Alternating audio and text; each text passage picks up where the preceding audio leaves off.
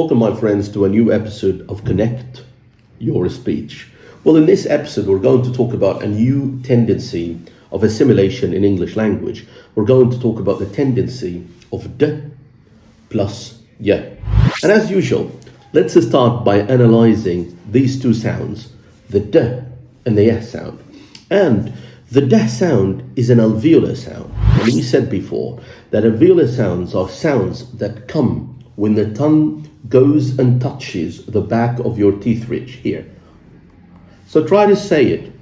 D, d, d. And I guess you can see what's going on. You can see where your tongue goes. Right.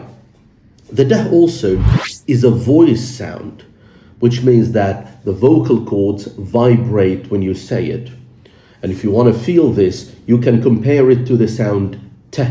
So you can put your fingers here and say t, t, t, and then say d, d, d. You will feel this dim vibration with the sound d. So it's a voiced sound. And also it is a plosive sound. And when I say it's a plosive sound, I mean by that it is a stop. And why do we call it a stop sound? We call it a stop sound because you need to stop and then release the air so that you produce the sound. Look at this. So I stopped the air and then I released it, right? So that's a stop sound. Good.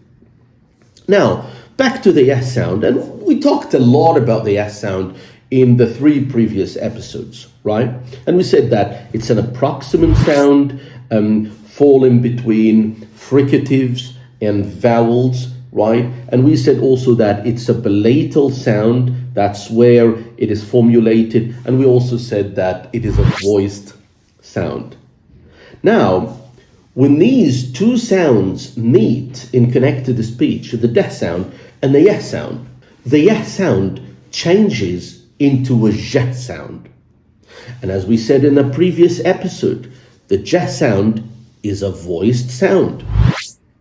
And it's a post-alveolar sound. So it comes from an area between the alveolar ridge and the palatal area, which is an area that we call post-alveolar. So when actually these two sounds meet, the y sound, as we said, becomes a j sound. Now let's start with the first example and need you. Think about this verb and object, need you, and then in connected speech becomes need you, need you, need you. Let's see an American example. We need you a lot more. Oh, we need you a lot more. Okay, lovely. Right, another one. A British speaker. And Peter Vanessas, who was the forensic pathologist, said, we need you out here. We need you out here. We need you out here. An Australian speaker. Let me jot down your number, in case we need you again. In case we need you again. Right. Now, another example would be actually in the famous question form, did you? And then connected speech becomes, did you? Did you? Did you go there? Did you travel? Did you call her? Did you need this? Did you? Did you? So instead of did you, it becomes did you?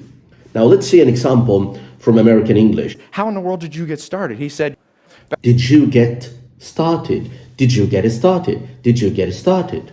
Now, a British speaker. How often did you laugh? How often did you smile? How often did you experience gratitude? The one in the middle. How often did you smile? Did you smile? Did you smile? An Australian speaker. so how did you go? So, how did you go? Right. Now, another example, think about would you, and then you put them together, it becomes would you. How would you do that? What would you like? So instead of would you, it becomes would you. Now, let's listen to an American speaker. Right, when Mike said to me, who would you be? Who would you be? Now, a British speaker. And she asked me, how would you define race? How would you define race? How would you? Right. An Australian speaker. What would you say are some of the continuities? What would you say? Lovely. So, my friends, That was another tendency of assimilation in English language. The d plus y. Then you change the s sound so that it becomes j sound. But remember, this is in connected speech, so don't try to slow down and do that, because that would be really weird and really funny. Like you would say something, how did you do that? No, that would be horrible. Don't do this. It has to be connected speech to use this tendency. So it has to be really, really fast. Something like, how would you do? Something like, did you see Jean? So it needs to be fast. So thank you so much for watching this episode, my friends. And if you like these episodes, there's no need to tell you that. I would love to see your comments, likes, and share this video. Thank you so much. Bye-bye, my friends.